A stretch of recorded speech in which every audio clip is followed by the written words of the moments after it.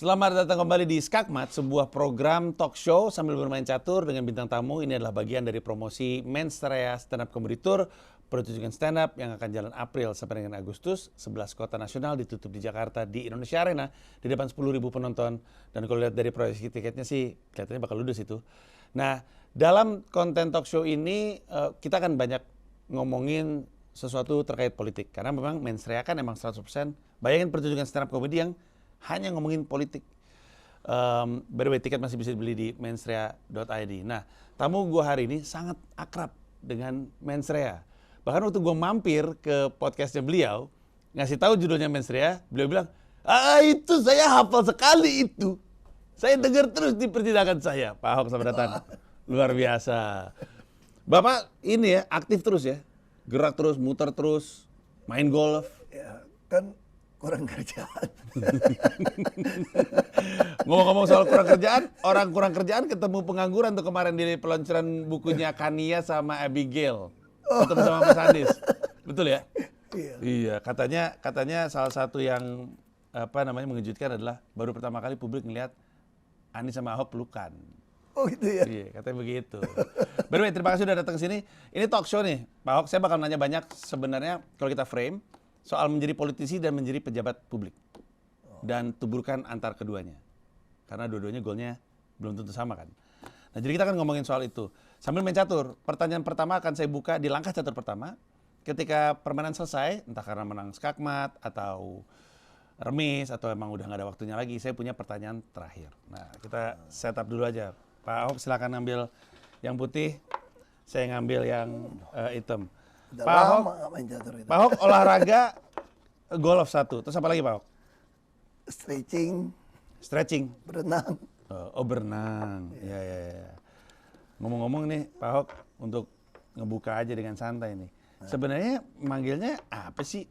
Di YouTube panggil saya BTP. Terus as Ahok Anything. Sebenarnya kayaknya waktu itu pernah ada usaha rebranding ya? Pak Ahok ya? Terus nggak jadi atau gimana sih? Bukan. Sebetulnya itu dulu kita udah kontrak sama salah satu stasiun TV. Stasiun TV, nama program tuh panggil BTP. Panggil BTP. Terus di tengah jalan dibatalin tuh dari yang punya. Nggak jadi lanjut? Padahal udah rekaman.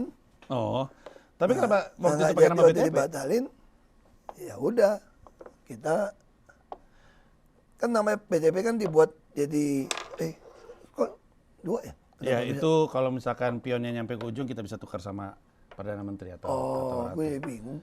Iya. Dulu gue beli nggak ada lebih gitu.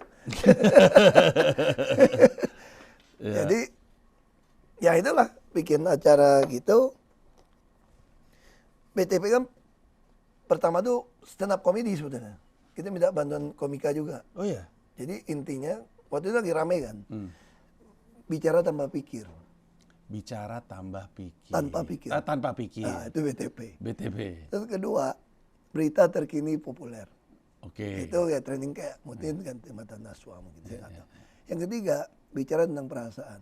Bicara Mungkin gantikan program yang Mario Teguh atau apa. Ya. Yang keempat, ini band teman penjara.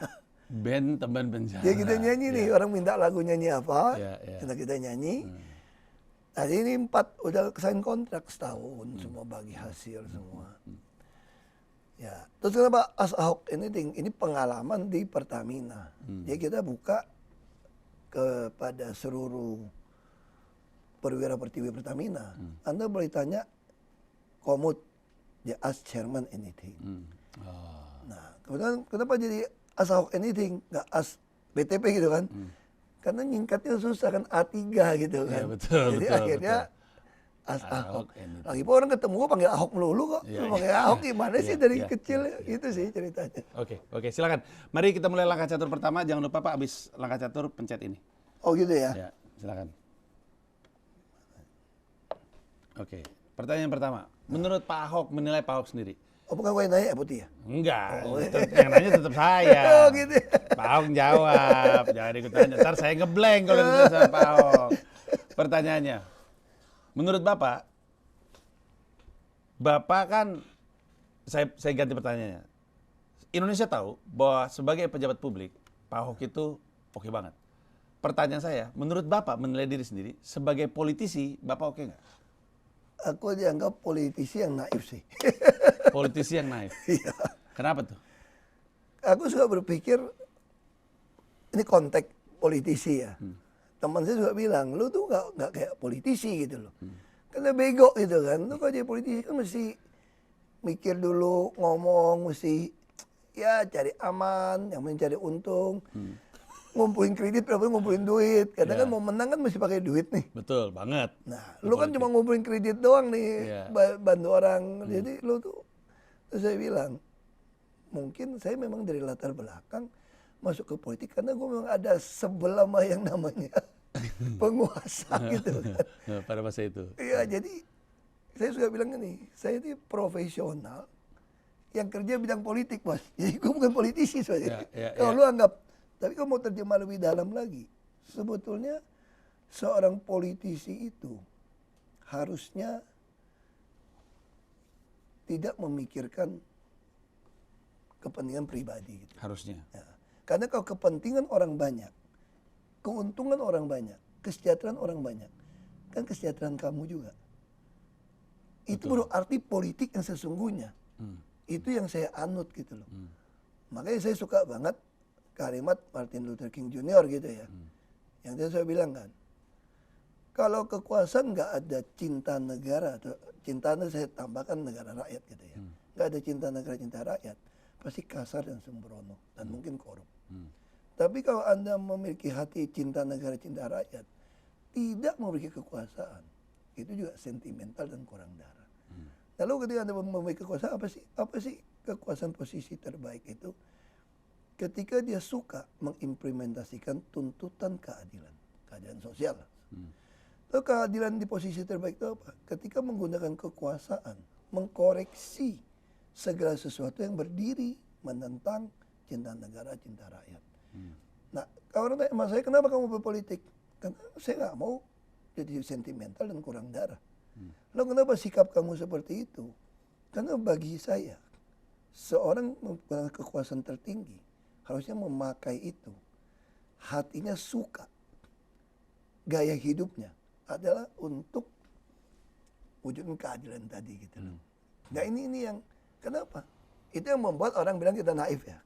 Tapi kalau lihat dari sejarah saya pikir, kalau nggak ada orang naif tanda kutip, mungkin banyak negara nggak ada hari ini juga. Betul. Kalau Founding fathers kita mungkin definisi orang zaman sekarang naif kayaknya. Itu terus lawan Belanda pakai bambu runcing. Naif. Wah, saya nyuruh gue juga, gue kagak mau. Itu mah di atas kertas pasti mati. Iya dong, udah bambu runcing orang berontok. Pesawat itu mah. Tapi kenapa mereka lakukan? Mereka berpikir, ya saya pengen anak cucu saya lebih baik. Gitu. Nah itu yang, ya bilangnya gue bego, goblok lah. Udah banyak. Tapi sebenarnya saya juga nggak terlalu setuju ya kalau misalnya Pak Ahok bilang Bapak adalah politisi. Ya? Boleh. Belum apa-apa, jagoan udah keluar ini. Biar cepet habis. Jangan dong, kalau cepet habis cepet kelar kita. Cepet kelar kita. Oh nggak ada 2 babak gitu ya? Jangan. Jadi kita satu aja. Kenapa karena gini ya, saya nggak setuju kalau misalnya Pak Ahok bilang Pak Ahok adalah politisi yang naif. Karena pemahaman saya, posisi pejabat publik dicapai lewat jalur politik. Dan Pak Ahok mencapai menggunakan jalur politik mencapai posisi-posisi pejabat publik termasuk Gubernur DKI Jakarta. Jadi Pak Ahok juga cukup lihai menurut saya. Tapi saya pengen tahu sebagai orang yang barusan menilai dirinya naif, sebenarnya berarti strength-nya Pak Ahok apa ya sebagai politisi? Ada satu kalimat yang saya suka, tahu nggak? Apa? Saya diselamatkan oleh kenaifan saya. Jadi, kok bisa? Itu yang terjadi sebetulnya. Saya juga nggak pernah berpikir bisa jadi gubernur Jakarta kok. Ini soal pilihan. Ini istilahnya kenaifan yang menolong saya. Contoh gini, saya disurvei dari teman-teman, pulang ke Bangka Belitung, rematch dengan gubernur yang kalahkan saya bisa terpilih 63%. Lalu teman-teman udah hitung bisa ngumpulin 15 miliar nih, kasih saya. Survei aman, partai juga mau dukung saya asal wakilnya dari mereka gitu. saya pulang ke Bangka Belitung dong. Di atas kertas masih menang kan jadi gubernur kan. Itu baru hitungan politik. Survei, ada duit, ada peluang. Tapi saya, nah ini orang anggap saya naif kan. Saya berpikir gini, ngapain gue pulang ke Bangka Belitung ya? Gue udah pernah di Belitung Timur jadi bupati. Gue melakukan jaminan kesehatan, pendidikan, rumah, semua orang bisa ketemu gue. Anggaran gue potong. Kagak ada yang tahu tuh. Yang ada dimusuhin oknum BPK. Ya bener. Gue udah ribut sama oknum BPK tuh dari zaman dulu bupati itu. Nah gue diperiksa nih. Nah gue berpikir, gue kan bukan mau jadi gubernur. Gue cuma mau jadi showcase kan. Untuk mempertontonkan pejabat publik tuh harusnya seperti ini. Makanya kalau dibilang saya cukup lihat bisa sama itu. Enggak. Di dalam saya diselamatkan oleh kenaifan tadi. Ya sepupu saya bilang gini sama mamanya, adik ibu saya, tante saya ini. Bilangin ke tante, maksudnya ke mama saya. Kasihan tante, anaknya udah gila. Masa bilang mau jadi gubernur Jakarta? Itu otaknya taruh di mana? Itu kasihan tuh tante tuh, anak sayangan dia gila adik. Nah, saya berpikir gini, kalau saya tanya mau nggak jadi gubernur Jakarta? Saya mau. Untuk menjadi showcase. Kayak ini loh pejabat loh. Tapi apakah berarti saya akan menghalalkan segala cara untuk jadi? Enggak. Yang penting saya punya niat jadi gubernur Jakarta. Kalau nggak jadi, ya udah. Yang penting gue ada niat dong. Tapi kalau suruh gue pulang ke Bangka Belitung jadi gubernur lagi, untuk apa? Lo orang udah pernah ngerjain gue kok. Terus juga gue kerjain apapun juga orang nggak lihat karena bukan di pusat pemerintahan kan. Sementara niatnya untuk showcasing. Ya, jadi saya bilang sama teman-teman, niat itu yang penting. Kamu maunya apa? Jadi kalau dibilang secara politisi, saya dianggap orang naif. Karena lu ngapain? Kan bagi orang kan hanya ngejar kekuasaan kan. Nah bagi saya sebaliknya, kekuasaan itu udah ada yang ngatur. Lu gak usah ngotot. Tapi niat lu berkuasa itu apa? Kalau niat lu benar, satu hari lu pasti dapat kok. Saya waktu bilang mau Jakarta itu secara logika, saya nggak mungkin saya jadi gubernur Jakarta. Berarti saya nangkep nih, kayaknya Bapak yang merasa dirinya sebagai naif, tapi naivete-nya tuh aspiring gitu untuk orang. Gila nih orang nih, kok dia mau mengambil posisi itu sehingga banyak banget yang ngedukung. Dukungan itu dilihat sama partai politik sebagai sebuah peluang gitu ya untuk memenangkan Bapak gitu. Jadi nama Bapak yang baik, niat Bapak yang baik, slash naif, tapi kita anggap niat baik, itu membuat orang Bapak populer gitu. Itu bisa bener, bisa enggak juga loh. Dulu ya. Iya. Kenapa saya terpilih jadi gubernur Jakarta? Banyak orang, aku udah pernah cerita beberapa kali. Pak Jokowi itu lebih suka Deddy Miswar daripada saya sebetulnya. Inti masukin dua nama, Ibu Mega daripada Deddy Miswar mendingan Ahok. Jadi aku ini selalu kepilih. Itu saya menaikkan. Sama kayak di Belitung Timur. Kenapa katanya? Pak Ahok tahu nggak? Kenapa pada akhirnya lebih prefer Pak Ahok daripada? Aku nggak tahu. Nggak tahu sampai Itu sekarang? urusan pribadi beliau.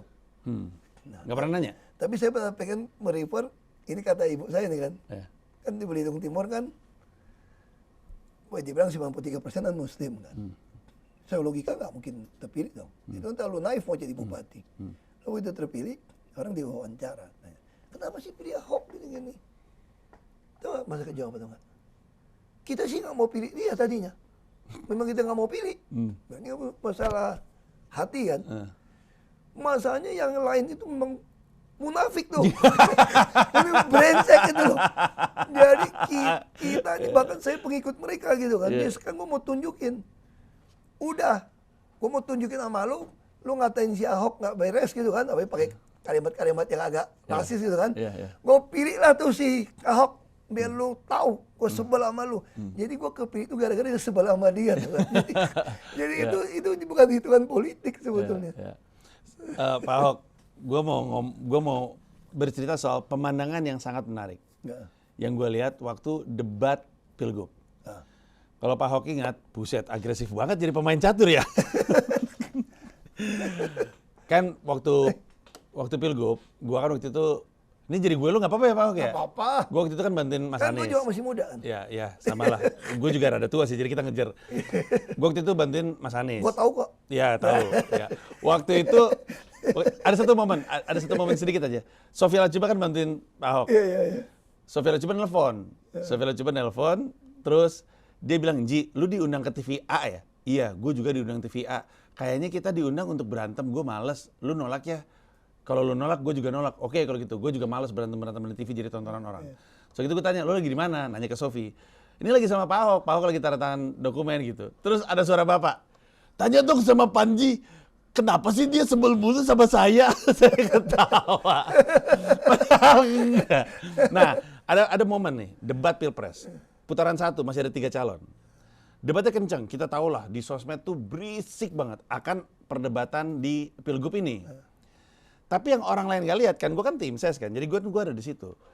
Setelah selesai break iklan, antara Pak Ahok sama Pak Jarod nyamperin Anies Sandi atau Anies Sandi nyamperin Ahok Jarot mendiskusikan apa yang tadi baru didebat. Jadi misalkan Anies habis debat sama Ahok, terus Ahok ngomong gini, abis itu dari sisi Anies ngomong, Chief, nggak kayak gitu. Oh iya ya, terus diskusi aja gitu. Terus di debat yang lain, pas break, Pak Ahok sama Pak Jarod yang nyamperin.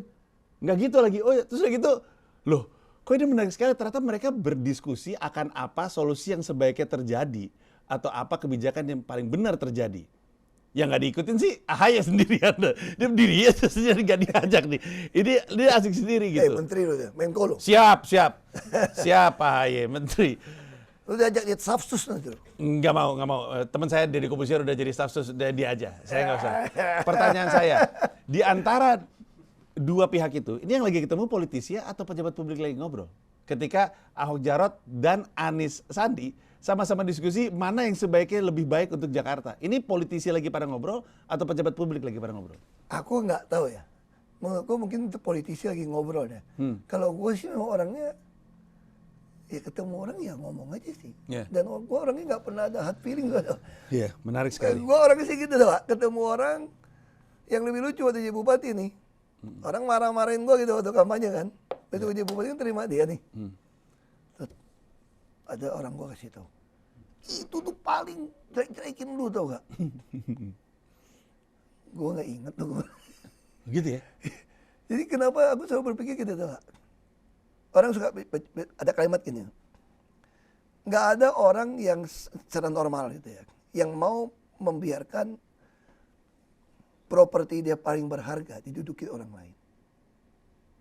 Ini secara umum. Yeah. Nah, properti paling berharga kita itu apa? Pikiran. Nah, kalau orang kita ngomongin kita sebel sama dia nih, kita kan bawa dia menduduki properti kita yang paling berharga. Kita yang rugi kan. Betul. Dia jangan-jangan gak mikirin kita, Bos. Betul. Dia gak mikirin kita. Iya. Dia juga mungkin asal ngomong. Kita ngapain mikirin? Apalagi dia politisi Iya, kan. kita benci sama dia segala macam ya. Habis nyerang kita. Iya. Apalagi buzzer lagi yang dibayar. Dia juga kagak ngerti nyerang pribadi kita. Yang penting gue dibayar, konten gue nyerang. Iya, iya. Kagak tahu siapa, terus ngapain kita ambil hati gitu loh. Nah, jadi pakai saya, buat saya tuh, nah saya belajar. Nah, makin bagus pelajaran ini ketika di tahanan. Karena lu gak bisa bohong. Iya. Kalau lu gak lulus, sesek. Kalau nggak lulus harus sesek. Pasti Saya sesek. Karena gak terima. Kurung kan. Sesek. Sama panas. 14 hari pertama gue alamin itu. Iya. Jadi gue mulai ngerti nih. Oh, bego amat. Yang di luar, gue mati juga. Kalau digodong keluar, pasti dia bilang, ini mah bukan mayat Ahok. Ahok udah ke Hong Kong. Pasti gitu dong bahasanya bekerja kan. Iya. Lu misalnya belum ditangkap pindah ke alam dikurung kan masih boleh melayang-melayang nih. 40 hari nih. Iya.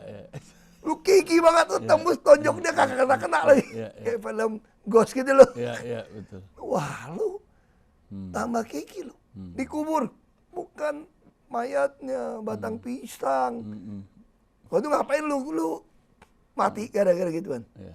Ya udah, enggak usah pusingin. Iya. Jadi aku orang mau ngatain aku debat apapun, aku ketemu ya.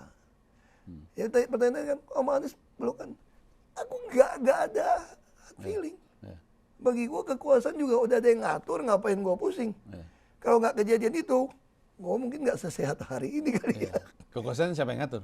Tuhan yang ngatur. Oh, Itu aku percaya. sangkain kekuatan-kekuatan tertentu. Tetap ada Tuhan yang ngatur. Iya. Karena kita nggak tahu kapan kita mati kan. Ya. Berarti ada sesuatu yang beyond. Nah itu yang gue pikir. Nah aku kemarin, aku cerita dikit pulang kemarin dari naik pesawat. Kemarin anak saya duduk sama saya. Makanya saya bisa berpikir gitu. Dia takut pesawat goyang. Mau kencing nggak boleh kencing. Iya, iya. Ini anak 5 tahun kan.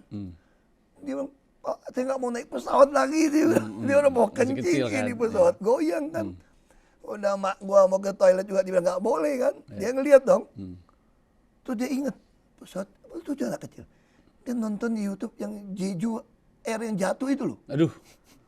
Terus dia tanya, ayah. Emang saya ayah kan. Ayah. Ini pesawat bisa jatuh nggak ayah? Aduh. Gue gimana jawab anak 5 tahun? Bingung sih.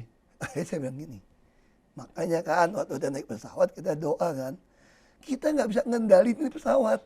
Ayah juga nggak bisa bawa pesawat. Jadi kan kita jadi nggak percaya nih, ini pilot bisa apa nggak sih? Ya. Goyang-goyang nih.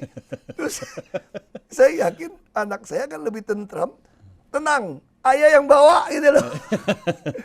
Tapi kalau gue ngomong ayah yang bawa, dia nuntut gue bawa kan, Iya. cilaka nih. Iya. Akhirnya gue bilang, kita nggak bisa ngapa-ngapain. Ini pasrah. Kalau kita bisa sampai, kita mesti bersyukur banget sama Tuhan. Kita dikasih hidup tambah sehari. Karena itu masih ada lagi perjalanan. Dari bandara ke rumah di Bekasi, sejam. Itu juga ada kemungkinan kita tabrakan loh. Iya. Jadi jangan mengira. Iya. Aku ceritakan. Di darat itu potensi mati kecelakaan lebih tinggi daripada di pesawat. Anak 5 tahun tuh, Pak Ahok ngomongin kayak gitu. Dia cuma mikir, habis Iya. daripada gue bilang aku mau ganti pilot. Mendingan dia ngomong pasrah. nangis. Iya, mendingan. Ya udah kita pasrah karena Mama nggak bisa naik bawa pesawat. Nggak bisa bawa Iya, itu pesawat. iya. Terus oke juga 5 tahun, walaupun takut gitu kan. Iya. Terus kita doa Menerima bentar. dia. Doa sampai dia jadi mikir juga di mobil. Wah, ini bahaya juga nih. Iya. Tapi teman di rumah saya bilang, kita mesti bersyukur. Bangun pagi besok kan saya bilang. Sebenarnya tuh umur kita nih, kesempatan hidup kita kurang sehari.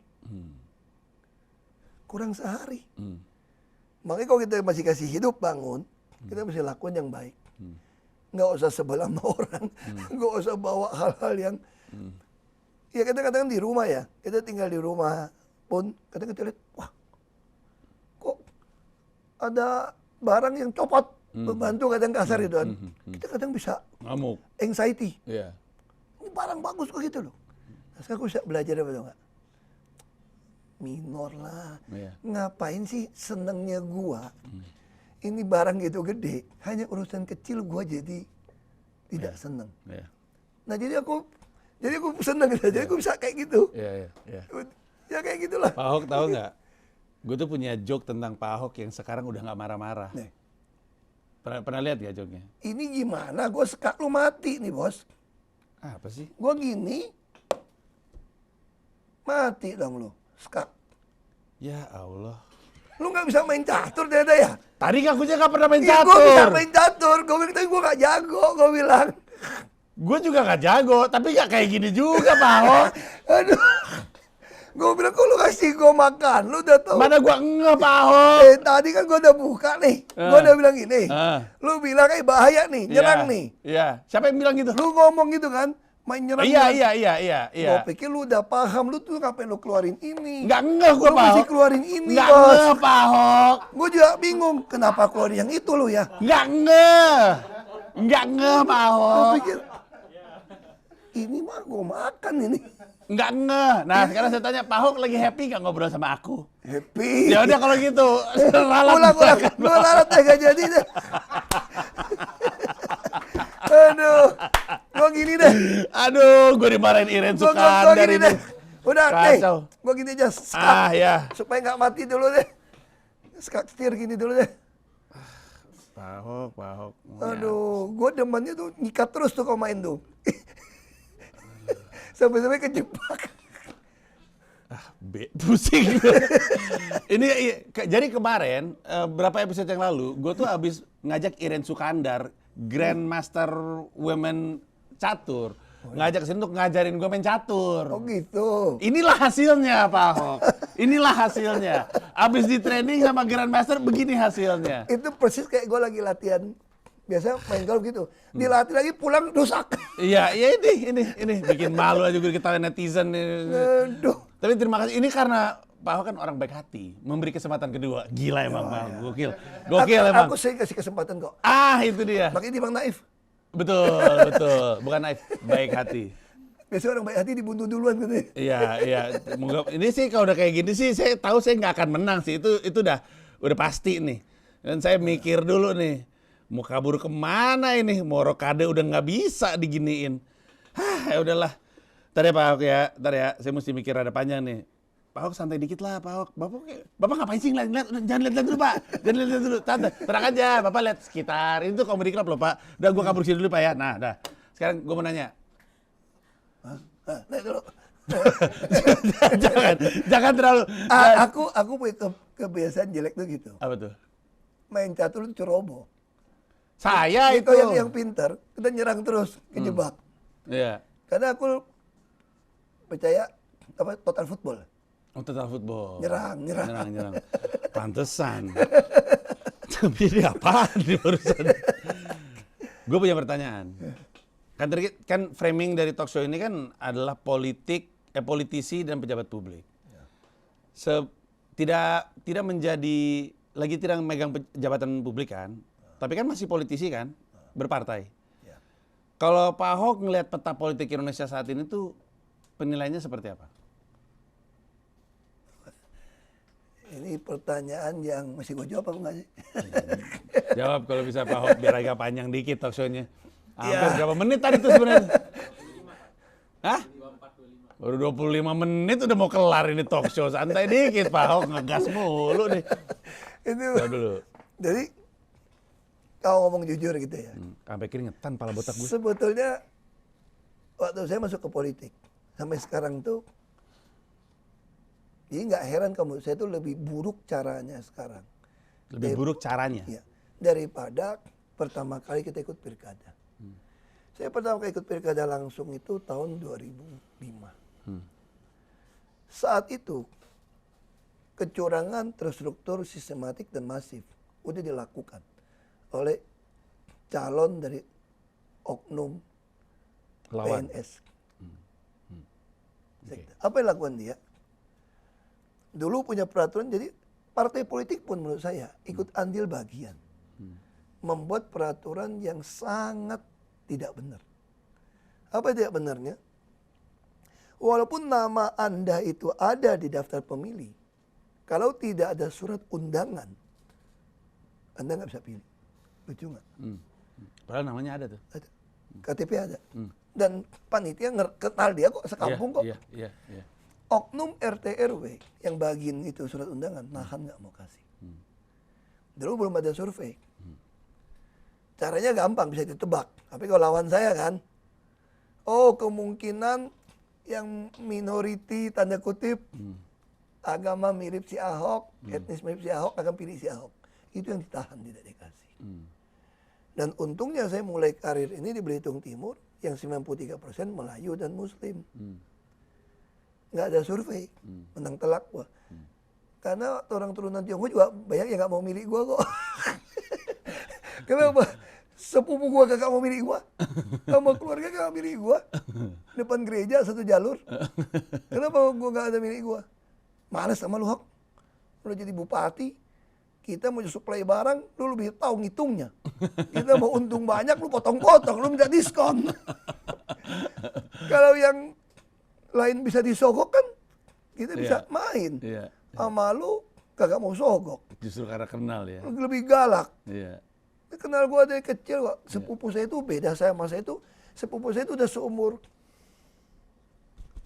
ibu saya. Karena bapak saya anak paling bontot, nikahnya 35. Ini anak Pak D. Tahu banget. Iya. Jadi ya sudah. Nah, itu udah dilakukan. Lalu saya pikir mau perbaiki. Saya masuk DPR RI, Komisi 2, selain ada kesal tanda kutip sama oknum BPN gitu kan. Gue dikirim ke Melbourne, negara bagian Victoria. Menyaksikan. Bagaimana proses pemilu di sana. Gue bikin laporan dong, 2 minggu gue di sana. Gak ada yang mau pergi lah, kayak gitu. Karena kerja kan. Gue pergi nih. Pergi naik tram gitu kan. Terus gue buat laporan. Pemilu di sana persis kita, saya bilang. Artinya apa? Pakai daftar pemilih juga. Orang datang, buka kayak yellow page gitu loh. Oh ada, pilih gitu loh. Bedanya di mana? Dia masih boleh kampanye, asal nggak boleh di dalam lingkaran. Lingkaran apa? Di tempat pemilihan nggak boleh kampanye. Di luar masih kampanye. Oh iya? Pilih. Nah beda di mana lagi? Sana sistem distrik. Jadi tiap kecamatan diperebutkan oleh berapa partai pun, yang menang 1 orang. Sehingga nanti yang menang ini tanggung jawabnya jelas untuk kecamatan itu. Dan orang kecamatan itu juga tahu nih, gue mau ngadu kemana. Kalau sekarang kita bingung, dapilnya gitu banyak. Dia juga nggak mau tanggung jawab. Nggak bisa dikejar juga. Kalau dia ada kantornya, distrik. Jelas. Nah, lalu apa yang bedanya? Ada orang datang, kagak bawa surat pilih, nggak ada bawa surat undangan. Boleh milih nggak? Dia cari, ada nama lu. Bisa. Tapi kan takut lu bohong dong. Lu kan mana KTP, security, ada apa nomor security. Security number. Ya, kasih pilih boleh. Nah, gua tungguin lagi deh. Datang lagi ada orang nih. Dia buru-buru, ibu sakit segala macam. Dia sampai nggak bawa KTP semua. Nggak bawa apa-apa, nggak bawa SSN segala macam. Dan dia bukan orang tinggal situ. Karena ibu sakit dia tiba-tiba datang. Jadi dia mau milih. Sekeluarga nih, buru-buru dia bilang. Kita nggak boleh dong. Kakak kenal juga, udah tahu lo orang lain. Dikasih pilih loh. Tetap. Nah, dengar dulu nih mekanismenya nih. Udah kasih pilih, tanda tangan satu form. Menyatakan bahwa dia benar penduduk ini tinggal di sini. Kau ingat number, biasanya orang bule itu langsung ingat security numbernya. Kalau enggak, kalau saya pidana 2 tahun atau berapa kalau dia bohong. Dan denda $200 atau berapa gitu. Tanda tangan. Nggak bisa joki-joki dong 2 tahun penjara. Tanda tangan, $200 kan banyak loh. Tanda tangan. Pilih ini. Nah, beda di mana lagi? Kertas suaranya tidak dimasukkan ke kotak. Dimasukkan ke? Kan curiga orang ini benar apa enggak. Karena dimasukin kotak ketutup kan nggak jelas. Kalau masuk kotak kan udah mesti dihitung. Ya. Masuk ke amplop. Amplop ini dikirim langsung ke KPU-nya. Oh ya? Nah, Via? nanti kirim, makanya lambat. Bisa seminggu, tergantung negara bagian. Bisa jam, bisa hari, tergantung remote area lah. Lalu begitu selesai pemilihan nih, buka kotak bareng, saksi bareng. Nggak ada kayak kita berjenjang di kelurahan, kecamatan. Itu bikin orang mati aja kan. Ada kesempatan nuker-nuker nih. Langsung real count dari KPU-nya. Wow. Pakai telepon. Langsung real count. Telepon. Dia juga nggak percaya digital. Katanya, kenapa nggak pakai digital? Takut dihack, dimainin. Oke, telepon pakai suara nih. Dan saya udah nunggu di hotel, di KPU nih. KPU mengatakan real count. Per TPS masuk. Situ ada saksi kita, itu ada saksi. Langsung tulis. Nah, yang amplop dilaporkan ada berapa orang yang masuk amplop. Oh, nggak sampai 1%. Belum bisa dibuka tuh amplop dong. Langsung malam itu udah tahu siapa pemenang. Karena yang amplop tadi kan nggak sampai 1%. Iya. Nggak signifikan berarti yang itu. Iya, saya buat laporan. Gue lapor di Komisi 2 DPR RI nih. Termasuk partai gue juga nih. Gue dulu Golkar kan. Laporan. Lobby teman-teman partai lain. Bikin kayak itu. Biaya murah dan nggak bisa curang. Makanya saya mesti nyalir. Orang lama mempertahankan mungkin bisa main begini kan. Selain bisa bantu orang baru susah lawan mereka kan. Dia udah punya piara orang dengan apa gitu loh. Makanya saya bilang apa? Situasi politik kita saat ini. Kita ini jangan cuma ngomong oligarki lah. Sebenarnya kita juga dikuasai dari orang-orang lama yang kalau kita mau komplain hari ini, mereka juga nggak peduli sama kita kok, hanya peduli suara kita kok. Lebih gila lagi setelah pemilu 2024. Apa komentar teman-teman politik yang masuk ke Dewan kembali? Percuma kita tiap bulan piara tuh orang. Ini komentar-komentar orang nih. Saya sampai ke Buton Selatan bisa gitu. Habis 1,8 M, kaget-kaget ya. Gila loh, habis gitu banyak. Gue sih kagak mau habis gitu banyak. Jujur aja gitu. Iya. Kenapa? Hanya gara-gara finishing kurang sedikit, dia pindah ke lawan. Jadi di mana jasa gua selama berbulan-bulan piara dia? Ya udah, 5 tahun lagi kita nggak usah peduli lagi. Yang penting siapin duit. Yang penting finishing terakhir kita beli suara. Wah, kalau kayak gitu negara ini mau jadi apa? Makanya saya menaruh harapan besar. Presiden yang bisa mengubah itu. Anda bikin partai politik nggak bisa ubah. Karena nggak mungkin partai politik Anda seperti partai politik zaman Pak Harto. Ya. Yang mayoritas menang gitu loh. Ya. 560 anggota DPR, dia bisa dikalahkan oleh satu presiden dengan Perpu. Lagi pula pembahasan undang-undang adalah pemerintah dan DPR. Ya. Tapi presiden punya hak Perpu. Saya kira rakyat nggak akan marah presiden keluarkan Perpu. Pembuktian terbalik, harta pejabat. Perpu, hasil pemilihan langsung dikirim. Perpu sistem distrik supaya rakyat tahu siapa wakilnya di tiap. Nah, atau bikin perpu gini lagi. Kan DPRD tingkat 2 itu kan 20 orang.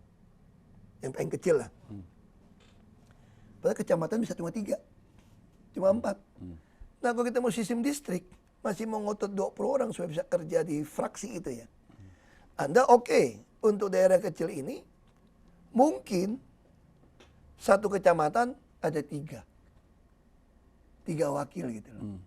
Tapi per kecamatan, orang kecamatan tahu wakil gua si A, si B, si C. Tapi itu juga nggak gitu gampang. Jauh lebih gampang apa? Kalau saya lebih ekstrim, saya pernah usul gini. Kalau kabupaten kota hanya 3 kecamatan, nggak sampai 10 atau 20. Kenapa lu nggak gabung aja sih?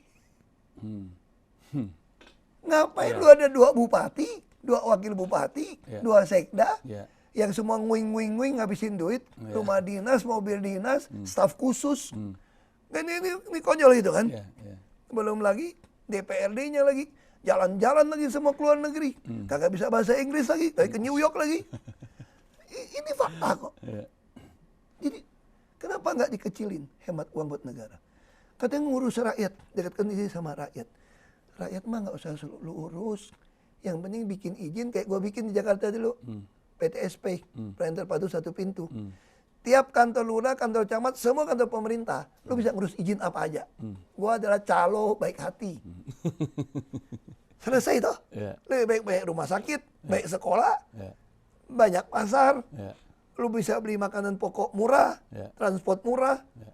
Daripada duit kita habis untuk pejabat. Nah, bisa dilakukan dengan apa? Ngarapin partai politik bersatu untuk buat perubahan ini. Nggak bakalan. Tapi kita bersyukur. Sebetulnya harusnya kita bersyukur.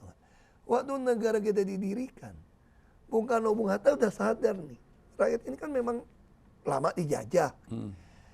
Pendidikan, ekonomi juga kurang baik. Makanya dia kasih penuh kekuasaan pada seorang presiden. Makanya presiden di Indonesia ini lebih powerful daripada presiden Amerika. Sebenarnya ya, dari sistem perpolitikannya. Karena kita sadar. Beda dengan Amerika kan, waktu didirikan. Pengungsi kan bangsawan, orang pintar, teknokrat dari Eropa. Terutama dari Inggris datang. Kita sama Prancis. Budak yang nggak sekolah, segala macam. Nggak boleh milih. Lebih ekstrim lagi, perempuan nggak boleh milih. Saya pernah ke museum di Philadelphia.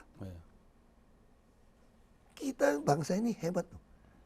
Dalam 70 tahun merdeka, itu Amerika butuh 100, mungkin 150 tahun untuk mencapai titik kita nih. Nah, kita progresnya cepat. Nah, karena mungkin teknologi, medsos, dan bangsa Indonesia juga relatif. Nah, saya percaya lagi ada yang ngatur kan. Berapa kali sih Indonesia harusnya dihitung? Pakai teori politik lagi nih. Bubaran nih negara. Berapa kali? Beda rasial, sesuatu kerusuhan macam-macam. Kok nggak bubar ya? Berarti ada yang ngatur. Makanya aku yakin banget bangsa ini disayang banget dari yang ngatur itu loh. Bukan oligarki yang ngatur. Jadi menurut saya itu harapan kita sama Presiden. Nah, Untuk lakukan perubahan ini. menarik nih. Karena saat ini Presiden Prabowo sedang mendapatkan banyak sekali kritik. Nggak tahu Pak Ahok dengar atau enggak. Kan sekarang pemerintah lagi mencoba untuk melakukan penghematan. Terus konsekuensinya adalah ASN banyak yang fasilitasnya dikurangi, gaji ke-13, gaji ke-14 hilang. Terus ada pemangkasan di mana-mana, kementerian yang gemuk tapi kemudian disuruh berhemat. Korban-korbannya itu banyak kepada rakyat gitu. Rakyat kecil ketimbang orang-orang yang sebenarnya lebih punya, makasih Pak Ahok. Biar maju dulu. Ya, saya ngerti. Sampai dengar. Makasih Pak Ahok, makasih. Pengertian. Mungkin maksud pertanyaan saya adalah, ngelihat Pak Prabowo lebih dari 100 hari sekarang, emang bisa diharapkan? Pak Ahok menitip harapan pada Presiden. Dengar baik-baik nih. Orang suka bilang gua udah naif, suka cari musuh kan. Ya. Gua bilang gua bukan cari musuh, musuh menemukan saya. Ini kan ini kan musuh menemukan saya. Lu mancing waduh. Gak mancing gini. Itu namanya musuh menemukan saya kan? Iya, Nggak gue jawab. Tapi maksud gue mau kritik juga orang bilang gue nggak pernah cari musuh. Kayak musuh menemukan saya kan? Dan gue kan orang naif, gue jawab aja apa adanya gitu kan? Iya, ya kan kita kan boleh dong punya penilaian terhadap kayak Ini aku dari sisi, karena aku jujur aja, saya ditaruh di swasta atau taruh dimanapun, saya terkenalnya bisa hemat duit. Karena saya selalu percaya pepatah kuno bilang gini, pinter cari uang itu kalah dengan pinter hemat uang. Bagus. Kenapa? Karena ada kalanya tuh nggak bisa cari uang. Waktu COVID, Anda nggak bisa lakukan penjualan. Gimana Anda bisa survive? Hemat. Lu kalau pinter cari uang nggak bisa hemat, lu rusak. Ada kalanya tuh ekonomi global krisis terjadi. Lu mesti hemat. Nah pertanyaan saya, situasi global perang kita takut semua gitu loh. Pak Prabowo bilang potong anggaran, budgeting, potong. Pada ribut, infrastruktur yang dipotong. Mungkin oknum DPR pada teriak. Mungkin selamanya oknum-oknum komisi yang gue tahu-tahu juga lah dulu gitu kan. Banyak yang ketangkap. Biasa tuh kalau ada APBN, APBD kan bisik-bisik ke daerah kan ada kickback bos. Iya. Gue nggak tahu nih, ini teriak Iya. baik hati atau teriak komisi gue hilang dong. Gue nggak tahu nih, gue nggak tahu. Tapi aku juga bisa, sekarang mungkin beda. Tapi dulu kan terbukti ketangkap toh. Komisi infrastruktur ketangkap, masuk penjara, DPR-nya gitu loh. Karena ada kickback proyek. Nah, kalau menurut saya, saat ini tidak tepat punya menteri gitu banyak. Staf sus gitu banyak. Lalu potong anggaran gitu banyak. Gak perlu gitu loh. Kalau mau melakukan perubahan, Anda powerful kok, macan kok. Pak Prabowo kan macan. Jenderal kok, terkenal tegas gitu loh. Bila perlu penggabungan kabupaten kota. Yang gue cerita tadi dong. Kalau perlu ya benar. Bikin jadiin satu. Iya dong. Hemat tuh. Kementerian juga nggak perlu banyak. Berantem sih antara mereka, tapi kan kita Mereka kan nggak aimnya kan mungkin. penghematan. Saya kira rakyat akan di belakang Pak Prabowo. Ke alasan itu ya. Iya. Tapi kalau cuma bilang hemat untuk programnya jalan, ini masih banyak, rakyat tuh nggak bego juga loh. Iya. Jadi jangan sampai kejadian satu orang bodoh mimpin 100 orang pinter. Nah rakyat sekarang ini pinter-pinter loh. Dengan medsos. Anda mungkin banjirin dengan buzzer. Mungkin berapa budgetnya 1 triliun, 2 triliun hantam buzzer. Itu yang tetap orang punya nurani. Orang kan nggak bego-bego amat. Dan lagi pula, orang yang kita umpanin makanan terus, kalau kita anggap dia bodoh, kalau anggap bener bodoh, lebih bahaya kasih orang makan orang bodoh. Karena begitu kurang manis sedikit, kurang yang dia suka, dia balik gigit kita loh. Karena dia bodoh kan. Jadi dia nggak bisa terima nanti. Jadi bahaya. Nah itu yang saya lihat situasi saat ini tidak mencerminkan gitu loh. Dengan yang kita harapkan. Tentu kita berharap banyak ya. Tapi artinya kurang lebih keputusan untuk berhematnya Pak Ahok nilai emang benar. Kalau kita lagi nggak bisa menghasilkan duit, Harus mau nggak hemat. mau. Tapi hematnya menurut saya bukan kok Betul. apa ya kontradiktif gitu ya. Iya. Nggak kena hematnya. Iya. Kalau saya hemat, betul-betul saya hemat itu Saya berangkat ke luar negeri, saya nggak pakai pesawat bisnis, bos. Ya. Gue hemat nih. Ya. Lagi pengangguran. Ya. Mak gue aja suruh naik ekonomi. Ya. Iya dong, itu hemat gitu loh. Itu hemat. Ya. Tidur di hotel yang cari di internet yang paling murah, Pak. Itu hemat, walaupun kecil gitu ya. Itu hemat. Ya. Tapi kalau gue bilang sama anak-anak gue ya, kita hemat ya, hemat. Maunya hemat. Ya, semua mesti hemat. Saya keluar negeri, semua gue bisnis. Kontradiktif. Nggak cocok. Mm-mm. Ya dong. Nah itu jadi hemat. Tapi gue beli mobil baru terus. Ya, ya. Anak kita juga, ini hemat apanya ya? Nah ini saya kira kondisi saat ini mirip. Ya. Seperti itu gitu loh. Menurut Pak Ahok, ya ini daripada dianggap menyerang, Iya, iya. gue ganti nih bahasanya. Sebenarnya kita kan tahu ya bahwa ada banyak keputusan, ini kalau kata gue nih Pak Ahok, kata gue 100 hari pertama itu yang bisa dinilai itu keputusan yang beliau ambil, karena belum bisa diukur dampak dari keputusannya, belum bisa diukur eksekusi dari keputusannya. Jadi cuman keputusan-keputusannya. Salah satu keputusannya memang kabinet yang besar. Kita tahu bahwa kabinet yang besar itu adalah karena balas budi. Lu dulu punya modal yang begitu besar, baik secara rupiah ataupun secara kekuatan, tentu ada konsekuensi. Nah, datang dari orang yang juga pernah melewati kontes politik, kelihatan sekali bahwa cara politik ini dimainkan di Indonesia itu merugikan kedepannya terus gitu.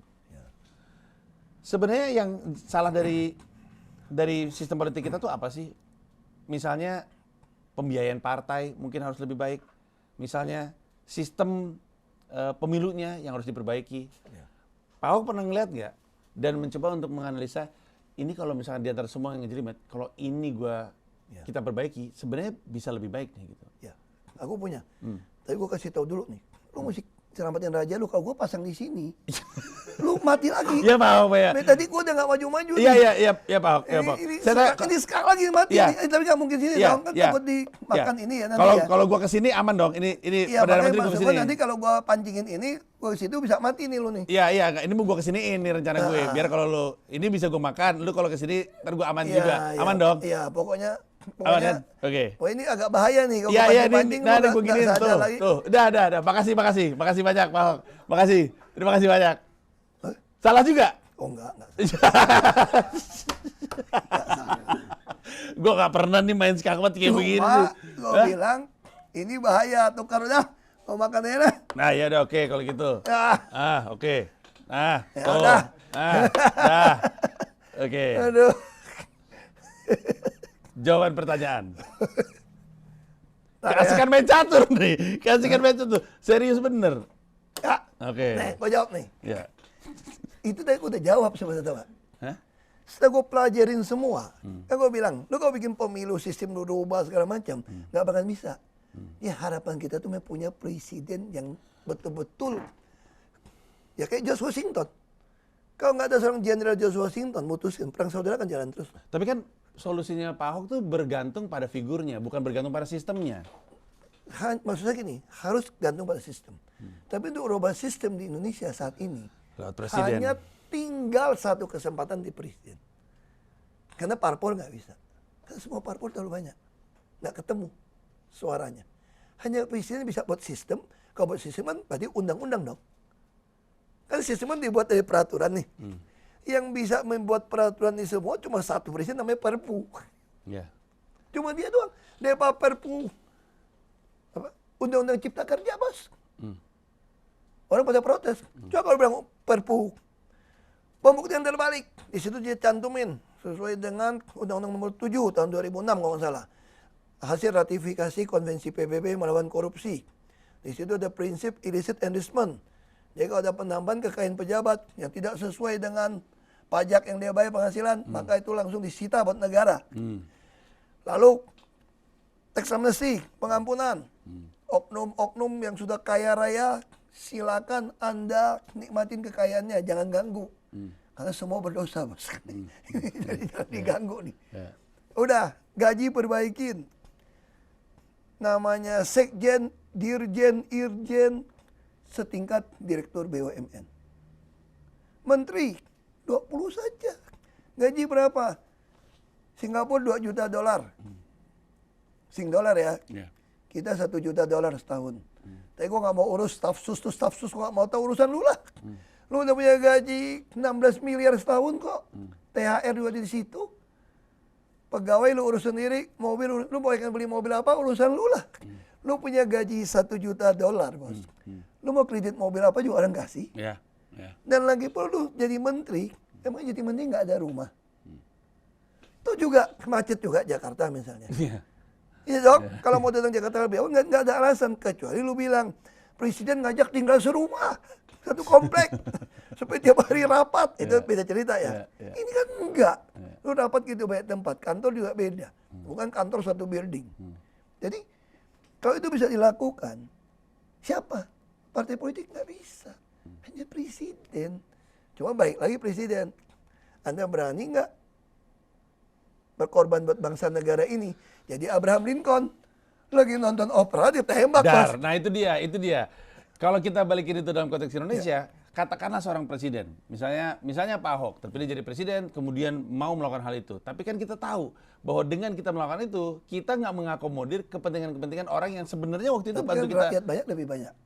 Paling kita jalannya tuh nggak? Pengawal itu mesti jalan di depan belakang kita jalan mundur, takut ditembak dari belakang. Ya itu doang kelemahannya kan. Karena kan takut ditembak. Pernah Jadi terjadi pengawal mesti hadap-hadapan nih bos. Kita juga jalan gini supaya kakak ketembak nih. Iya, banyak presiden negara-negara yang tewas ditembak juga. Trump ditembak meleset juga. Iya, Tapi kan ada yang ngatur juga kan. Iya, betul. Tapi Lincoln mati ditembak. Iya. Tapi hasilnya Iya. kan satu mati membuat tumbuh banyak orang baru kan. Iya. Kan udah ditakdirkan, saya pikir kalau ditentukan orang masih mati pun, kalau Anda jadi presiden lakukan itu dibunuh orang pun, Anda akan dikenang sepanjang masa. Iya, tapi jadinya nggak taktis karena apa yang kita perjuangkan nggak keburu selesai. Ambil contoh gini, enggak, Gus Dur misalnya. Gus Dur kan nggak akrab sama DPR-nya. Gus Dur, menurut saya, aku dengan segala hormat, aku dekat sama Gus Dur. Gus Dur itu hantam dekret mau bubarin DPR. Itu nggak bisa, bos. Kita kan mesti taat kepada konstitusi. Iya, iya. Nah, peluang yang saya pelajarin cuma satu. Bikin perpu. Bikin perpu yang membuat orang-orang kaya karena korup itu, nikmatinlah uang Anda. Belum tentu dia sebahagia kita. Biasa orang yang korup-korup itu, anak bini juga belum tentu baik juga. Iya. Anak cucu belum tentu baik juga. Tadi pagi baru ditelepon dari orang. Anak bekas pejabat saling gugat soal warisan. Nanya gua gimana caranya. Serius ini. Pagi-pagi udah WA gua nih. Gua minta nasihat lu nih. Apa? Sebentar. Gua, karena gua udah telepon yang lain, akhirnya jam 9 baru gua telepon balik. Dia cerita. Menuntut 3 anak nih. Gara-gara warisan. Pas maknya meninggal. Dia nuntut bahwa maknya itu nggak berhak. Puyeng nggak lu? Iya. Jadi aku pikir ya, udahlah kita masih punya hati yang tadi cerita awal kan. Kita nggak usah iri sama orang yang kaya karena korup. Udah, itu udah rezeki dia. Tapi bagaimana ke depan ini tidak korup. Saya kira kalau presiden berani lakukan ini, dukungan akan luar biasa. Dari rakyat. Ya, kayak kita butuh rakyat. Lalu itu bagaimana oknum aparat? Aparat juga banyak yang jujur loh. Aparat yang bintang-bintang, yang perwira tuh banyak yang pengen jujur, pengen terima uang gaji yang halal. Saya dulu pernah tanya, yuk kalau bintang 1 mau gaji berapa sih? Ya kita kan kelas direktur dong. Kau punya udah ratus juta mah kita udah enak.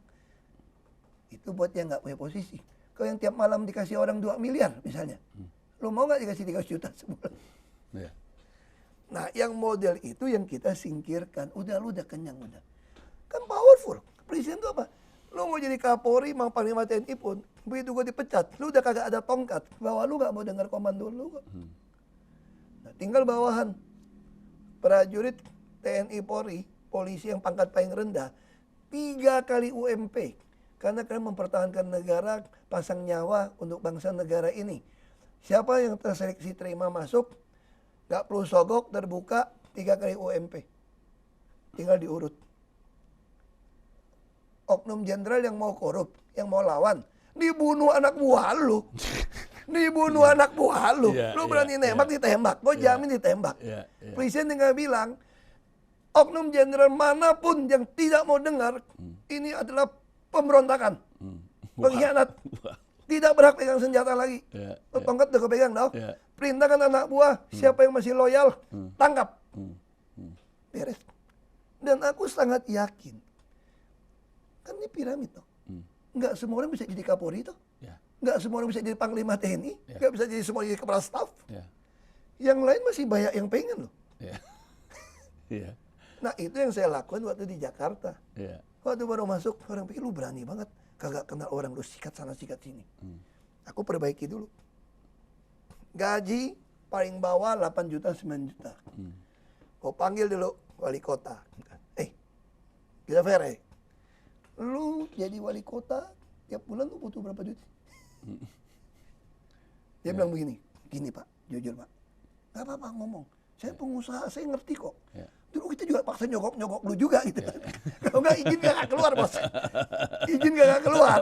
Belum ada KPK kan, belum ada startup penyadap. Nggak keluar izin. Jadi gue bilang gini, anak saya 3 Pak, SMA. 1 bulan tuh 5 juta Pak, 1 anak Pak. Saya untung waktu jadi camat Pak, bebasin rumah buat perumahan. Saya dapat rumah Pak, di Sunter katanya. Mobil ada mobil dinas, pembantu listrik semua Pak. Itu berapa sebulan sampai 15 juta Pak. Itu udah 30 Pak.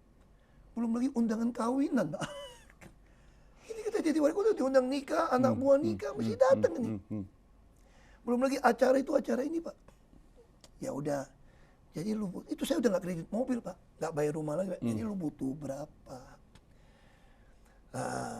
Bapak jangan marah ya dia bilang gitu. Enggak, gue nggak kan terkenal marah-marah dong. Ketemu hati ke hati nih. Baik sekarang dia mau gue baik banget sama gue. Karena gue nggak pernah marahin juga. Gue bilang, boleh nggak Pak kalau 50 juta Pak? Dia bilang nih, gue jadi pikirannya nih. Dari asalnya berapa Pak? Berapa ya? Nggak sampai 10 juta kali ya. Damn. Ada ongkos-ongkos bikin, saya beli barang tuh ada honor-honor tuh gue coret. Gini deh, gue kasih lu 75. Di atas yang dia minta. Kaget dong. Tapi gue pengen tiap minggu, itu surat nggak ada di meja lu ya. Kalau itu surat nggak ada di meja lu, gue ada lagi tunjangan kinerja. Surat apa? Disposisi. Oh, nggak boleh berhenti dong. Kan berhenti nih surat orang nih semua nih. Lu kalau di jalan tiap minggu bersih, kan gue bisa tanggalnya kan. Gue kasih lagi kinerja. Tahu nggak Sekda dapat berapa? Kalau ini dia bersih tambahan. 135 juta.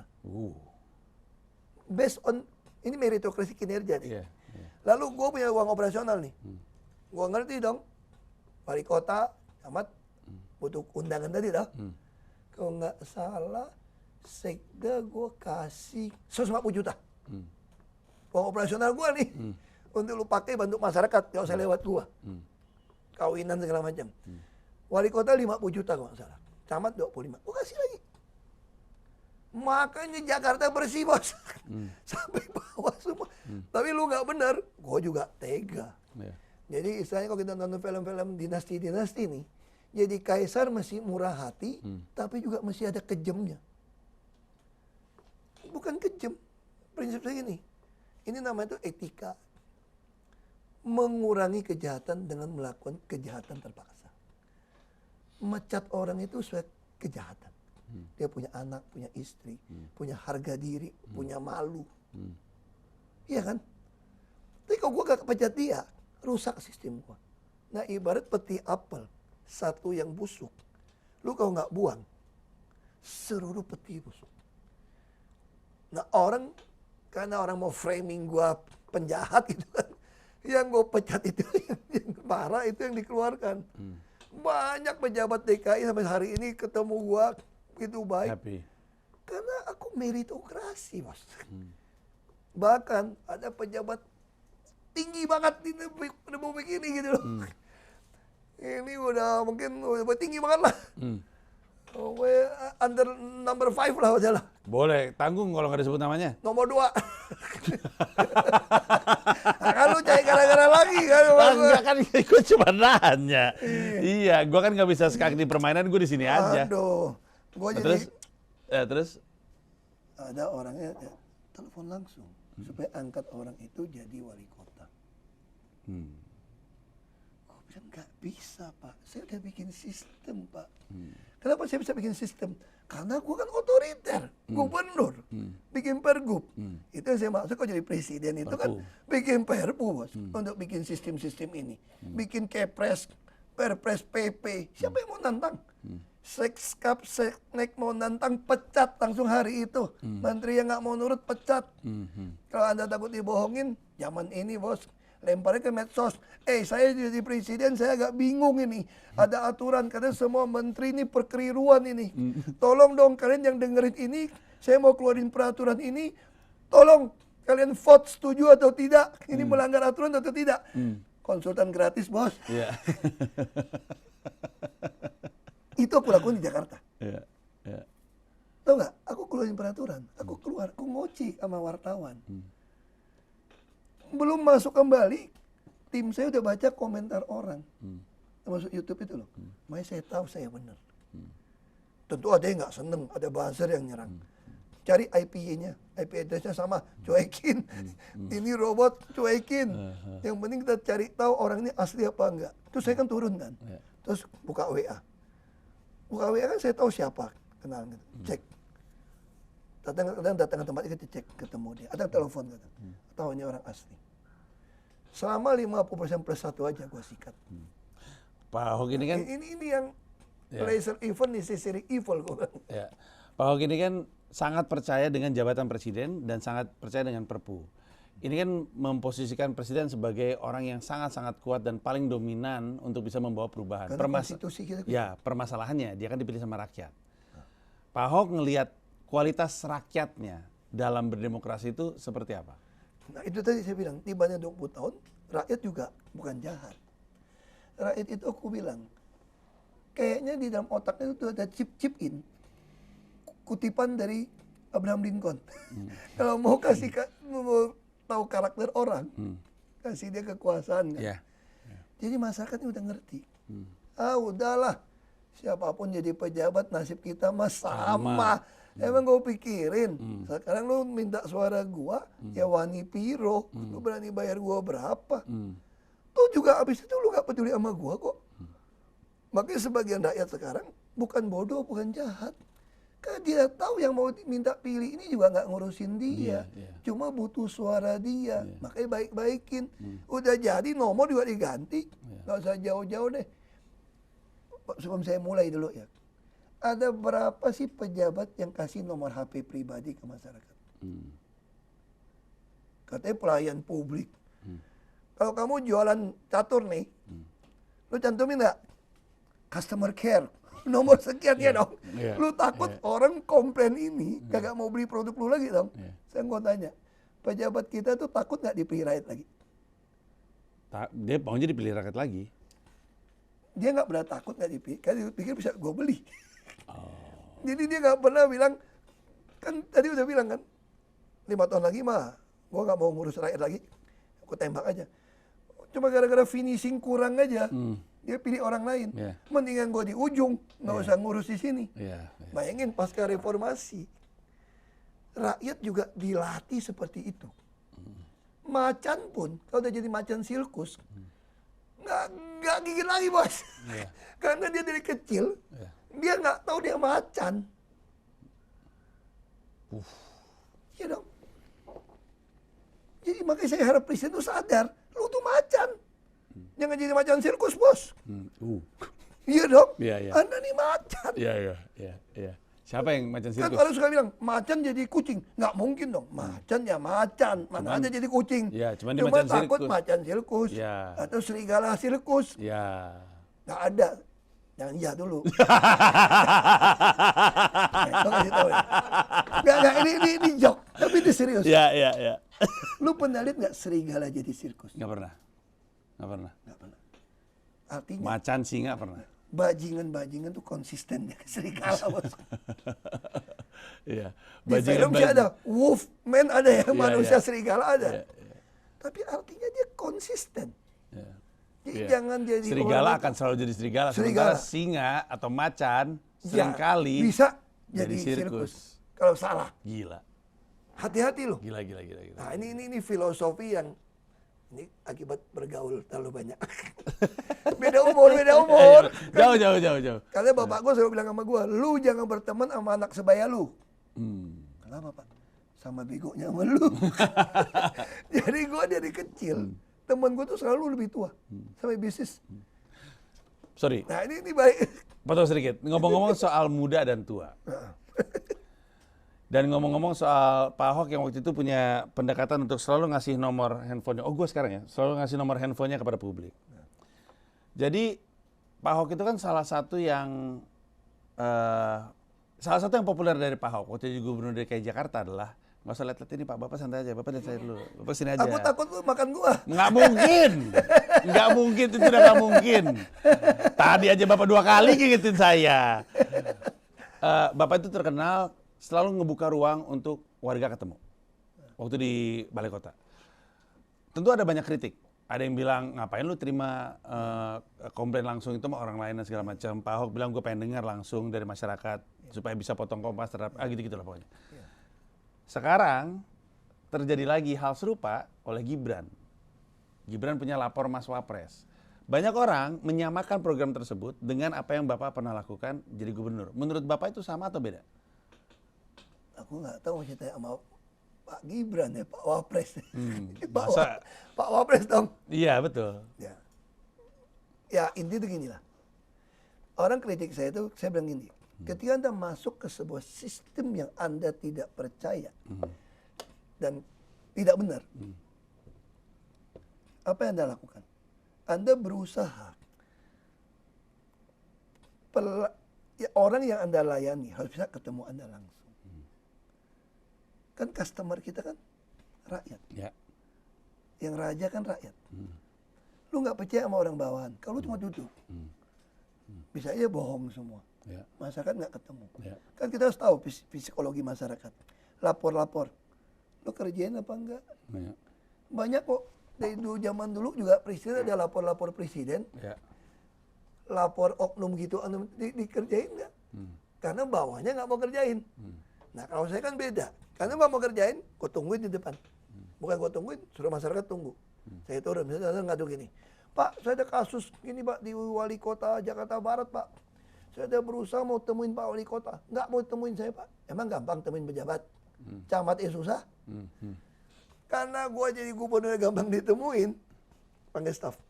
Oke, nama siapa? Telepon si Wali Kota sekarang. Sampai sekarang Pak Wali Kota sama gue baik banget. Anas, ini baik banget sama gue nih. Sering kontak gue sampai sekarang. Langsung angkat telepon. Kan telepon, sambung. Pak Wali, ini depannya ada orang Jakarta Barat. Ada masalah nih sama Anda nih. Tapi Anda nggak bisa temuin. Gimana nih? Mau gue ganti loh. Deg-degan banget di telepon kayak gitu. Mana masih baik lagi? Masih baik orangnya? Baik. Oh, Kayak dia kok tahu bisa? gue benar. Ya. Terus aku nggak ganti dia. Bisa sekarang juga temuin. Benar ya? Tunggu ya. Oke. Bapak ke kantor wali kota. Udah tunggu Pak Wali Kota. Sekali gitu saja. Besok-besok yang dari Jakarta Barat kasus wali kota itu udah nggak ketemu gua lagi. Jadi KPI-nya apa? Semakin sedikit orang di wali kota nemuin gua, berarti bawah makin beres. Makin banyak orang masih cari keadilan ke gua langsung, berarti bawah ini nggak adil. Saya penasaran. Iya kan? Ya. Sederhana cara berpikir.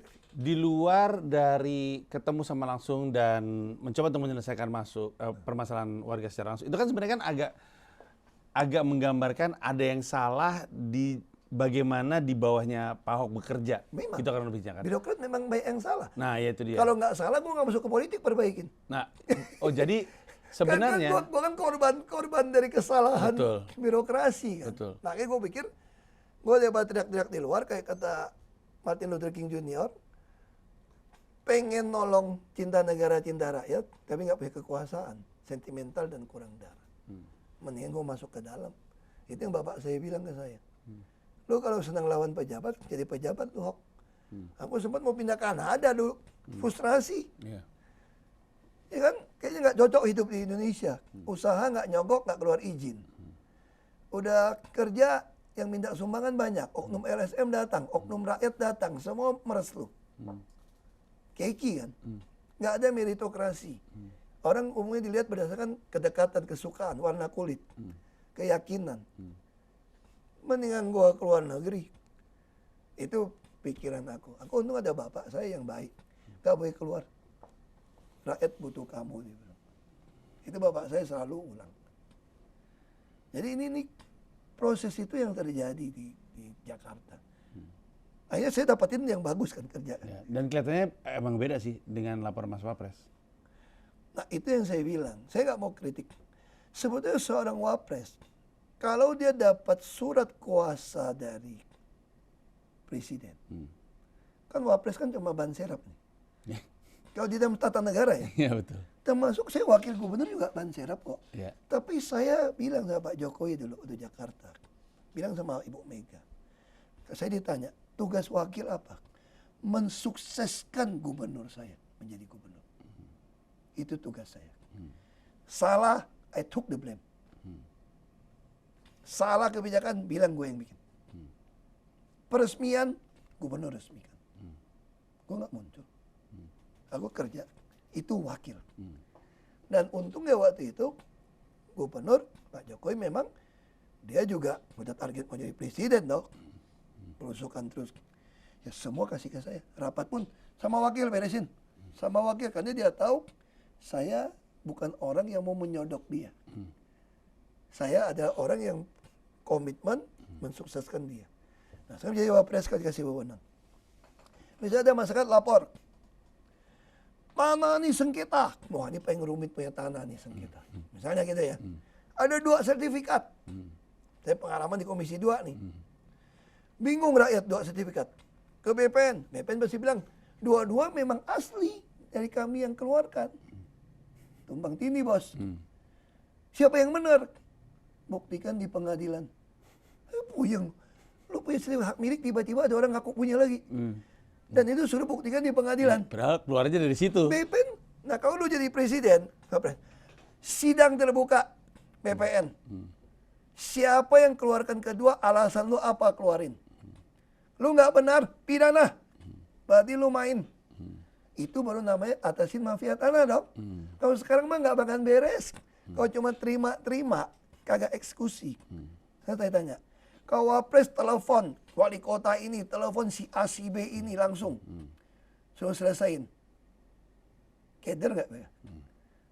Kecuali presiden bilang, siapa kasih wewenang? Tapi aku kira Pak Prabowo nggak begitu dong. Ya. Kayak Pak Jokowi. Kata Pak Jokowi, ditanya, gimana sih pembagian kerjanya dengan Pak Wakil Gubernur? Dan beliau jawab gini, kami tidak ada bagi kerja, kami berebut kerja. Karena nggak ada terima setoran kok. Yang berantem kan kalau kepala daerah sama wakil berebut setoran bos, berebut proyek, bagi-bagi lu berapa, gue berapa, berantem. Kalau berebut kerja mah kagak ada yang ribut. Gue bawa pulang 2 koper, 3 koper tiap Jumat. Karena gue komit. Gue nggak mau anak buah gue udah dapat kinerja tinggi, gue kagak dapat nih. Begitu masuk Senin, berkasnya di gue kagak jalan. Makanya si Pras berapa kali video call gue.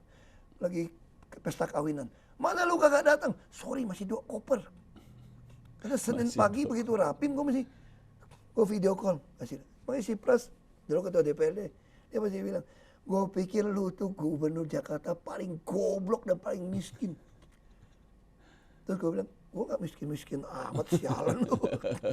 Di bawah orang lain mana ada rumah di Bekasi, Menteng, kebayoran baru, dia bilang gitu loh. Bekasi enak, udaranya bagus. Jadi itu, nah ini yang, makanya saya lihat mungkin beda di situ. Kalau mau beresin, keluar. Langsung suruh anak buah telepon. Itu baru bukan pencitraan.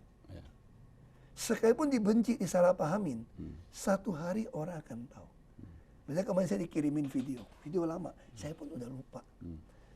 Aku nih punya masalah itu. Kayak lo bilang, kenapa sih tayo si Panji kita baluk? Aku nggak ingat tuh. Jujur. Karena aku tuh nggak pernah mau iCloud aja ada batasan bos, lebih mesti bayar lagi. Iya, betul. Iya, iCloud tuh mesti bayar lagi bos, mesti bayar lagi. Bener. Lu udah nggak cukup bos, nggak mau bayar, mesti buang yang lain dong. Iya, betul. Masanya gue kagak bisa bayar kapasitas Jadi banyak yang otak dibuang. gua, jadi File delete aja. udahlah. Itu ngapain sih kenang yang lama? Udah. Muncullah nih video. Kan besok itu video. Apa tau nggak? Gue juga kaget. Gue baru gue inget. Ada nenek-nenek jual kue tau nggak? Sorry ya. Buat gue yang bisa makan kue yang enak kan, orang kan begitu kan. Ini sih kue kurang gitu enak lah. Tapi ada juga yang enak. Borong. Ada uang operasional kok. Tapi gue lihat ini nenek ini sakit. Nahan sakit mukanya. Harusnya orang begitu gue bayar lunas, gue suruh Happy beli, dong. mukanya happy dong. Tapi ini masih enggak. Tapi kayaknya ada sesuatu nih. Gue langsung, gue bilang, ibu sakit ya. Meledak nangis dia. Kan selama ini dia sakit nggak ada duit. Nggak bisa bayar BPJS. Langsung saya suruh staf saya, urus BPJS kirim rumah sakit. Gue punya rumah sakit, konglomerat RSUD gitu banyak. Namanya RSUD penuh, kok kerjain bikin tambah 1000 kamar juga langsung dapat. Nah itu model-model itu yang saya seneng. Kita ada kuasa, kita lihat, oh tahu. Yang lebih lucu, tahu gak cerita Semanggi bisa dapat. Pengusaha properti kita nih, kagak ada yang mau bayar KLB, semua nggak mau bangun. Kan gue mau minta duit itu loh. Satu hari, nah itu ada yang nolong. Satu hari gue begitu turun dari mobil, saya udah selalu pesan, dari Belitung juga gitu, bilangin masyarakat. Kalau mau ketemu saya tuh, handphone susah, balasnya susah, kita mau ketemu. Gampang, lu nunggu aja di depan kantor gua. Gua turun dari mobil nggak mungkin lenyap, gua belum punya ilmu itu, gua bilang. Dan gua juga nggak mungkin hindari lu dari pintu rahasia. Urusan di depan ngapain gua hindarin, pusing kepala. Mendingan gua hadapin. Main catur kan, gua lebih suka dadak. Iya, berasa banget memang saya. Lebih cepet daripada nunda-nunda. Kau mau mati ya mati, hidup ya hidup. Nah udah, gua bilang, ada bapak, bukan bapak masih muda. Pak, ada masalah apa? Dan aku cepet gitu.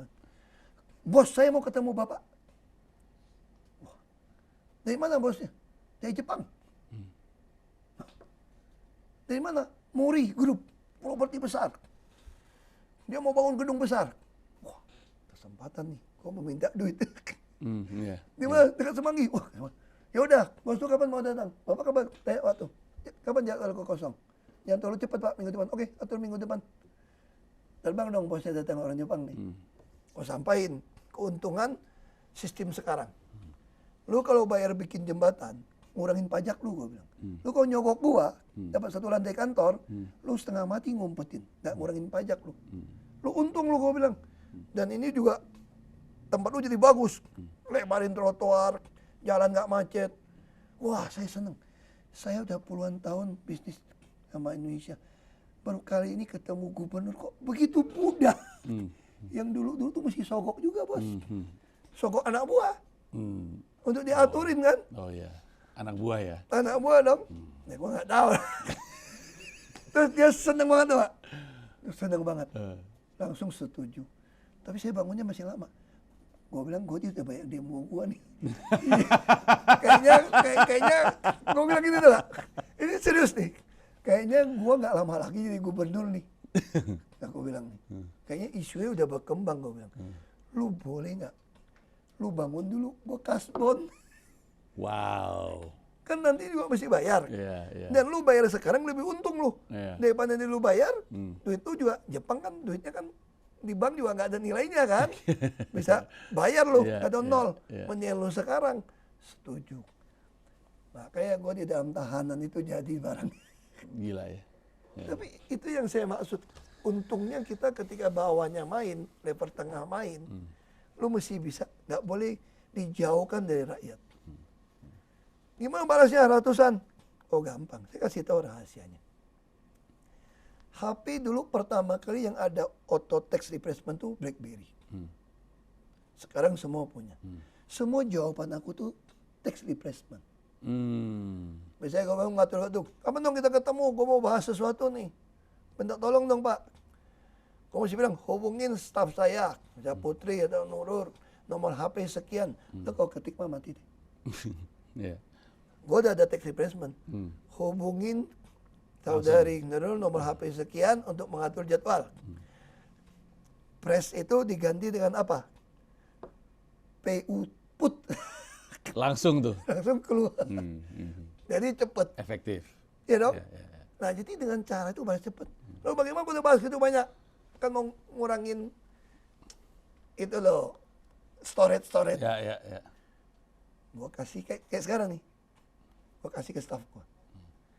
Lu tolong gue bersihin dong. Ya, ya. Ya sebenarnya intinya selalu ada cara mudah dan cepat untuk mengatasi semua jumlah yang Asal ada betul tadi. Anda memang dasarnya mau Bantu. orang ya. Pak Ahok, Aku masih mikir maju nih. ya kita main cepat nih Pak Ahok. Karena gue sekarang punya pertanyaan terakhir. Tapi kita main catur dulu. Gue gak lihat lagi lah. Ya, oke. Gue ngapain ya? Gue belaga bego dah gue. Lu mau makan gua. Kenapa gitu? Setir. Oke, sebentar dulu. Lu mau makan gua? Hah? Mau makan gue? Setir. Iya, ntar dulu dong. Mau main cepat kan? Iya, ntar dulu. Mikir dulu ini. Orang kan ada mikir dong. Gimana sih? Tuh gue pindah ke sini deh tuh. Tuh. Kaget deh. Kok gitu? Nggak kaget juga dong. Ush. Tunggu ya. Ya. Kau makan ini. Waduh. Lihai juga nih. Tunggu ya. Ini menarik nih. Mau permainan lebih panjang kan? Lebih cepat sih pengennya. Karena kita kayaknya lebih cepat ya? Kayaknya kita sejam 20. Kita punya 10 menit. Skak. Uts. Apa-apaan nih? Skak. Eits, ntar dulu dong. Ya. Jangan aneh-aneh. Ya kan? Ya udah kita menghindar dulu. Lu langsung setir gua nih. Iya betul. Makanya. Udah ya? Ya. Oke. Skak nih kita. Oke, lu makan gua punya ini nih. Gua boleh tukar gitu nggak? Boleh rokade ya. Oke. Oke. Ya udah gua kesini. Set. Gua ya. Waduh. Lu kok nggak makan gua? Bego banget gua ya. Oh iya gua Lu bisa makan gua. Iya gua juga bingung. Gua nggak sadar. Lu saking buru-buru lu. Bego gua juga nggak sadar lagi. Iya. Iya. Kok nggak makan gua ya? Nggak tahu gua juga. Kenapa gua nggak makan ya? Iya. Bapak ada sirapnya ya? Apa sih? Bapak punya pelet ya? Kok gua nggak sih? Aduh, gawat ini. Kemana? Udah Kemana bingung Anda? nih. Mau Pokoknya kabur gua ya. Anda? Gua mau kabur nih. Ya silakan. Bahaya Mau nih. kemana dulu Anda? Bahaya nih. Udah jangan aneh-aneh lah, jangan sepele. Gini-gini jago juga nih gua nih. Iya. Dia fur kita duluan tadi nih. Bahaya. Lucu banget ini episode. Iya. Ayo buruan itu kalau nggak Aduh, dimakan gua itu. jadi bingung nih, mau kemana gua nih? Iya makanya. Lumayan lah ini. Oke ya. Ya. Ini ke sini nanti naik Set. lagi kena lagi. Set. Oke. Set. Ya. Naik lagi. Ya. Biar kacauin pikiran. Ya. Terlalu semangat tadi, emosi tadi ngomongnya. Nah ini udah gue main cepat aja dah tuh. Nah, kalau itu, Ya. gua langsung ska ini. Oke, boleh. Set, tek. Ya kan? Mancing nggak? Mancing gua nih. Gue makan juga nih, set ya kan? Set. Nah, mancing gua nih. Ini ska. Oke. Apa sih Pak Ahok ribet bener hidupnya jadi orang ngapain? Hidup tuh santai aja Pak Ahok. Nah, aduh ini gimana nih gue ya? Ayo. Ya, diam dulu. Nah, udah gue tutup aja dah tuh. Ayo. Mau makan nih. Mau kemana? Oh begitu ya? Wah, kocak juga Anda. Kemana ya saya ya?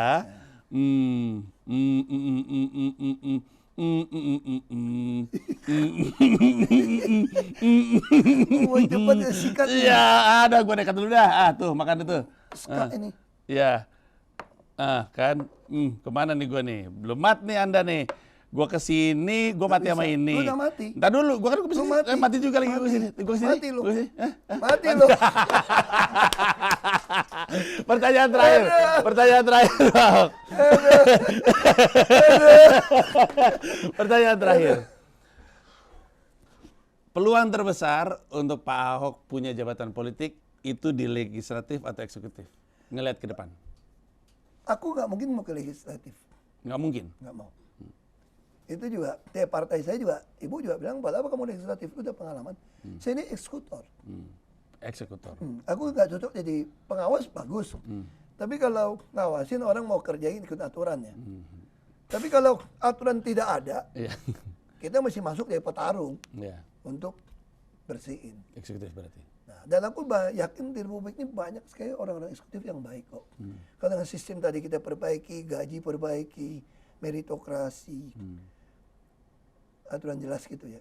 Yang penting ini deh, jadilah macan, raja hutan, Iya. jangan macan sirkus bos. Siapa? Kalau siapapun jadi presiden, Oh. Anda jadi presiden kan macan, Iya. Anda ada raja hutan toh, Iya. singa toh, Iya, presiden sekarang kan Pak Prabowo. ya dong, Iya. tunjukkan Anda macan, Jangan. bukan macan sirkus. Itu dia. Terima kasih banyak Pak Ahok. Thank you atas ngobrol-ngobrol. Thank you. Keren sekali. Keren. Ayo. Mari Pak Ahok. Udah tinggal aja. Lucu banget ini episode. Pak Ahok.